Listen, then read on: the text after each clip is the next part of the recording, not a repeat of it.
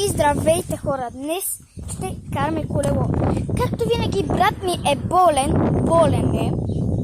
Базиках се. Той просто играе на Roblox и го мързи. Така. Мързи го, да. И е време да започваме да караме. Това ще не иска, бе. Това не иска да... Да, той преди ми бе... Не, нищо ми е бил. Дали?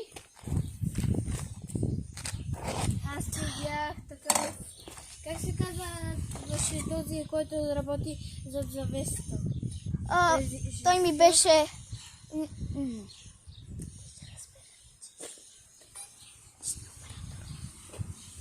Не знам. Сета. Айде. Добре. Някакви хора има горе.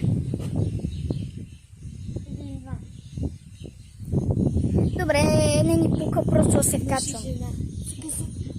Ай, чихо е!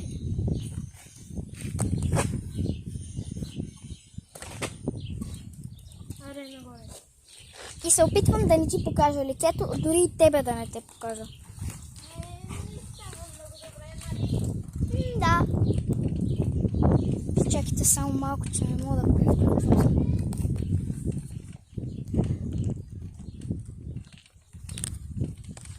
Чакайте само малко.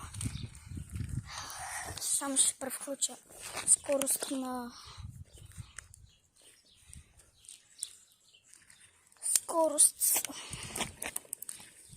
Чакайте малко.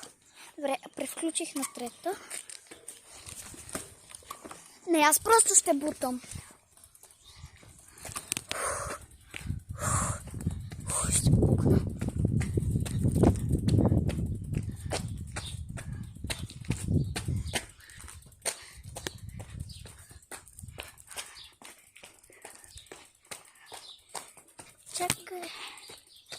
Чакай малко.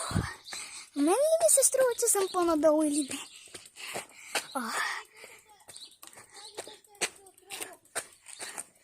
Верно, така къща е като от Roblox. Имаше една къща е такава, ама вече сигурно се я махнали. Защото вече е 2025-та. Да. Това е тъпто. И аз пази сам да снимам къщата. Там отзад има такова. Не бе, стой така.